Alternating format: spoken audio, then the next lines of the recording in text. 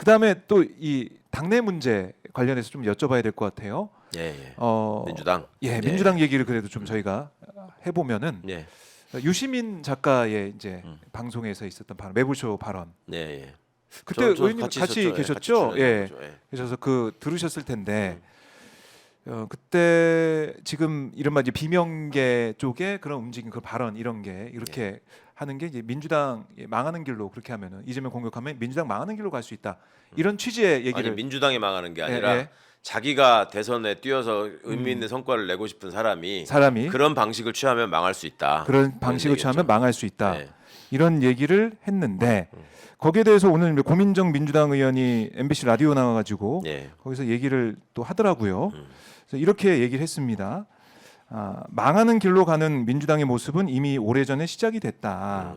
그러니까 비이재명계 인사를 두고 유시민 작가가 망하는 길로 가고 있다고 말을 하니까 예. 망하는 길로 가는 민주당의 모습은 이미 오래전에 시작이 됐다. 이렇게 얘기를 했습니다. 그러니까 이게 그런 얘기죠. 지난 몇 년 동안 비판의 말을 하면 뭐 이제 수박이라는 멸시, 조롱 이런 현상들이 끊이지 않고 벌어졌다. 네. 그걸 얘기하면서 이 민주당 이 모습이 망하는 길로 가는 게 아니야. 이른바 이제 일극 체제 때문에 망하는 거 아니냐 이런 얘기를 하면서 그때 유시민 작가께서 이제 수박, 멸시, 조롱 이런 현상들에 있어서 그게 벌어졌을 때 유시민 작가께서 어떤 역할을 하셨는지를 오히려 묻고 싶다 뭐 이런 얘기까지 했습니다. 좀 어떻게 들으셨습니까?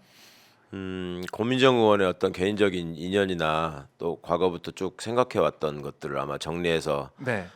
나름 굉장히 고민 끝에 발언을 했을 거예요. 근데 뭐 제가 고민정 의원을 뭐 어제 오늘 사이에 만나서 얘기를 들어본 건 아니니까 네. 뭐 고민정 의원의 소신이나 관점이 있는 것 같고, 근데 이제 민주당이 망하는 길로 이미 들어섰다라고 말하는 표현은 조금 심한 것 같고요. 민주당이 망하는 길이라고 하는 게 누구의 관점에서 어떻게 볼 때 망하는 건지, 그러니까 왜 그런 표현을 굳이 썼는지, 네. 그러니까 이제 표현은 좀 지나친 것 같은데, 또 고민정은 왜 그렇게 생각하는지는 좀 알겠어요. 본인을 예를 들어서 그 수박으로 분류를 하고 네. 심지어 무슨 뭐 멸칭까지 만들어서 붙이면서 공격하는 그 열성 이재명 지지자라는 분들한테 입은 나름의 상처가 있단 말입니다. 고민정 네. 의원이. 그러니까 이제 그런 점에 대해서 그 무조건 본인이 잘못했으니까 그냥 감당하고 견뎌라 이렇게 말하는 것도 가혹한 일이고, 고민정 의원의 입장에서도 뭔가 항변을 하고 싶은 생각, 또 그럴 필요가 있었을 것 같고요. 네. 그리고 민주정당이라고 하는 것이 대선이라는 게 지금 언급하는 게 과연 적절한 것인지에 대해서는 저는 좀 부정적인 입장입니다만은, 현실적으로 볼 때는 지금 머릿속에 다들 대선을 염두에 두고 저 정치인들이 움직이고 있고, 네. 지지자들도 그걸 완전히 빼놓고 생각할 수는 없잖아요. 그러니까 가장 중요한 과제가 이 내란 세력을 진압하고 확실하게 뿌리를 뽑아내는 거, 이게 이제 우리가 지금 직면한 이 시대의 가장 큰 숙제이자 현안이 되긴 했습니다만은, 네. 그거를 실행하는 방안과 대선 일정이나 대선의 결과가 굉장히 밀접하게 지금 맞물려 있단 말이죠.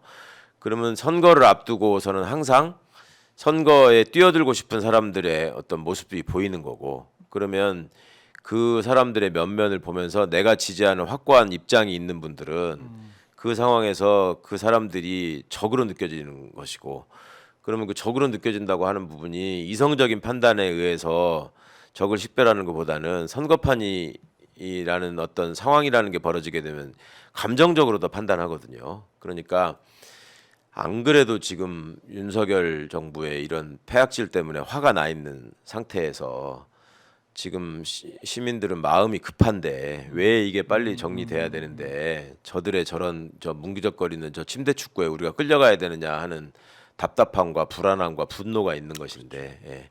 그 문제에 대한 해법을 좀 먼저 제시하고 시원하게 좀 얘기를 하면서 대선 얘기를 좀 뒤에 갔다가 조금 자기 입장을 포함해서 붙이는 걸로 했으면 더 좋을 텐데, 그 얘기보다는 자기의 입장을 드러내 가지고 소위 대선 주자로 나를 좀 인정해 주세요. 예. 를 하려고 하는 지금 생각들이 앞서게 보이지 않느냐.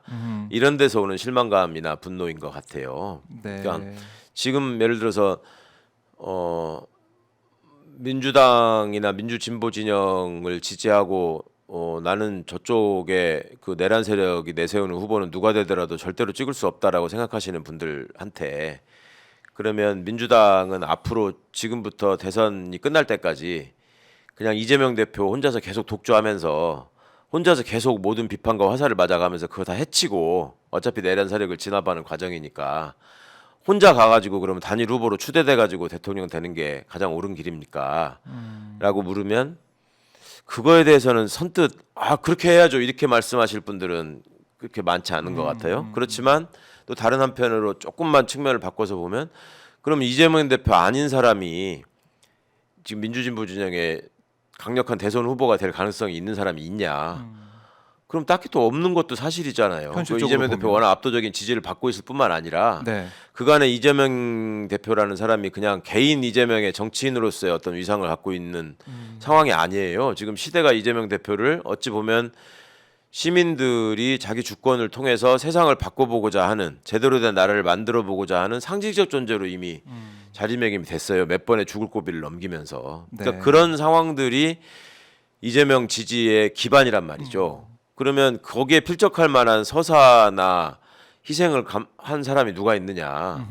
그건 없잖아요. 그렇게 필적할 만한 사람은 각자 나름대로의 서사나 희생들은 있지만 그런 게 없기 때문에 그거를 열성적으로 지지하시는 분들이나 아니면 비판적으로 바라보시는 분들이나 다들 어찌 보면 공통되게 공유하고 있는 지점이 있다고요. 네. 그런데 그 지점들을 저는 이재명 대표가 정확하게 지적해내는 그 글을 쓰셨다고 봐요. 그 백화제방 얘기를 하면서 네. 들판에 꽃이 흐드러지게 피어져 있는 그리고 다양성 속에서 그 건강성을 담보해가지고 승리하는 거 그거는 이재명 대표의 지론이기도 하고 네. 그러니까 이제 그런 모습들이 바람직하고 아름다운 모습이라는 거 누구나 다 인정하는 것이고 그리고 또 그런 측면에서 지금 원탁회의를 제안한 조국혁 신당의 제안을 받아들여 가지고 거기에다가 개혁신당까지 참여하라고 요청을 한 상황 아닙니까? 네. 그러니까 지금 이재명 외에는 다른 무엇도 싫고 나는 다른 무엇도 다 용납할 수 없다라고 생각하시는 분들의 입장에서는 그러면 민주당 지도부가 결정을 해서 개혁신당에다가 원탁회의에 참여해서 헌법 수호 헌정질서 수호 세력으로서 일원이 되라 또 반내란 세력으로서 그 정체성을 똑바로 해라 이렇게 얘기하는 것 자체가 그러면 그것도 이물질을 데려다가 하는 타협이나 쓸데없는 모습으로 보이시는 건지 그건 아니잖아요. 그거는 분명히 확장을 위한 길, 그다음에 선거 승리를 위한 중요한 어떤 전략적 포인트 가운데 하나라는 것들은 또 다 아시거든요. 이해하시거든요. 그런데 원래 이제 때리는 신우이보다 말리는 신우이가 더 밉다라는 말이 예전부터 있었던 게 네. 그런 거잖아요. 내 편으로 알았는데 딴짓하는 것 같으면 더 미운 게 있고 네. 그리고 이제 민주당 지지자분들한테 좀 깊은 트라우마 같은 게 있죠. 그 가장 큰 트라우마가 대선 패배죠. 우리가 어쩌다가 그 아슬아슬하게 그 차이로 져가지고 그럼요. 저런 불안당도 아니고 뭐라고 표현할 말을 찾을 수 없을 정도의 저 사악한 인간한테 네. 이 고통을 받고 나라를 이 꼴로 만들어야 되냐는 데서 오는 깊은 상처가 있다고요. 이제 그게 너무 깊다 보니까 이 선거를 우리가 반드시 이겨야 된다라는 열망이 이 선거를 어떤 전략을 통해서 차분하게 힘을 모아서 이겨야 되느냐 하는 것보다 지금 훨씬 더 커져 있는 거죠. 그 크기가. 그러니까 지금 상황에서는 뭐라고 무슨 얘기를 해도 지금 네가 그런 소리 할 상황이냐. 윤석열은 지금 저렇게 머리 다듬고 나와가지고 매일 저렇게 헛소리 하고 있는데 이렇게 보이실 수밖에 없는 측면이 있어서 예. 그러니까 김경수 지자도 나름 선의를 가지고 어떤 단결된 힘을 모아서 단합해가지고 좀 파일을 키워가지고 이깁시다라는 취지로 얘기를 이제 했다 하더라도 계속 이제 그런 설명을 하고 있어요. 네. 김경수 지사가 어제 오늘 뭐 계속 하더라고요. 그렇게 하더라고요. 예. 근데 이제 그때 그런 마음을 표현하는 과정에서 좀 현실 인식이 떨어진 면이 있었죠. 이제 아하.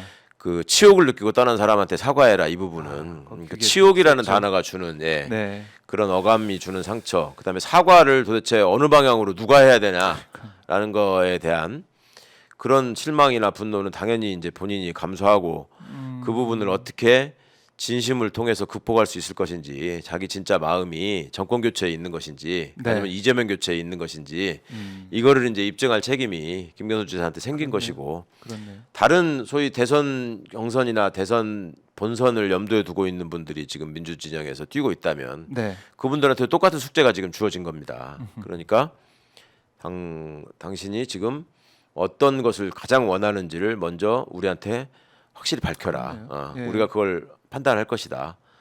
그 말씀을 저는 하시는 거라고 봐요. 근데 지금까지 우리가 볼 때는 너는 지금 정권 교체 그다음에 내란 세력 진압보다는 이재명 교체가 우선인 사람인 것처럼 보인다. 우리가 보기에 그거는 우린 절대 용서 못한다.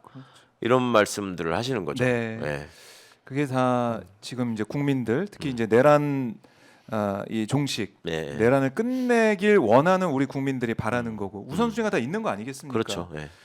정말 2년 8개월 동안 이 우리 국민들께서 고통받고 싸울 때 과연 당신들은 어디에 있었느냐 이렇게 묻고 계신 거고요. 그렇죠. 그리고 지금 또 당신들은 어떤 역할을 하고 어떤 역할을 할 것이냐 또 묻고 있는 겁니다. 맞습니다. 거기에 대한 답이 보이지 않는데 어떻게 보면 뭐 이재명 대표를 겨냥한 그런 모습과 그런 언행만 눈에 들어오기 때문에 네. 더 지금 화가 나신 거예요. 맞아요. 이게 주타격 방향이 어디냐를 그러니까요. 명확하게 설정을 하고 민주당이 지금 싸우고 있는 모습에서 미흡한 모습이 보였다거나 앞으로 우리가 대선을 앞두고 뭐 시민분들에게 이런 점들을 확실하게 해결했을 때 더 네. 지지를 얻을 수 있다라는 점들을 먼저 내세워서 그거를 본인이 선도해가지고 치고 나가는 모습을 보이면 그래도 지금처럼 이렇게 비난을 받지는 않을 텐데 네. 그런 게 아니었던 거죠. 지금 시민분들이 보시기에는.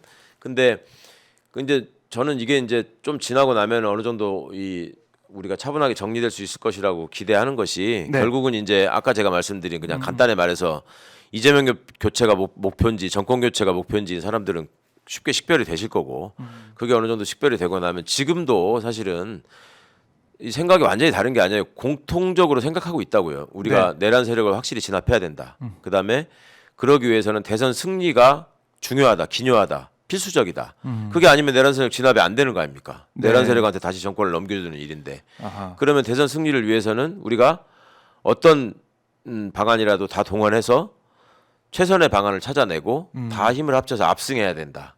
그래야지 내란 세력을 진압할 수 있는 거잖아요. 네. 저는 60% 이상 지지를 얻어서 이겨야 한다고 생각하거든요. 지금 뭐 51대 49 이래가지고 또 고개 쳐들고 뭐가 어떻고 또 합니다. 그러니까 예.